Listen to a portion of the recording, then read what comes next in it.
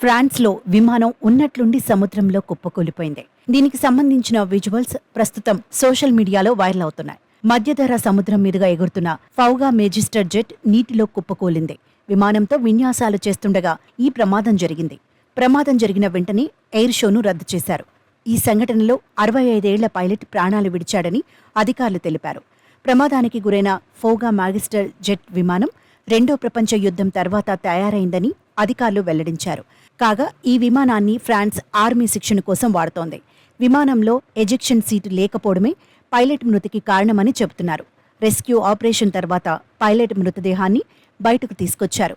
విమానం సముద్రంలో కుప్పకూలిన దృశ్యాలను అక్కడున్న పలువురు తమ తమ సెల్ ఫోన్లలో బంధించారు.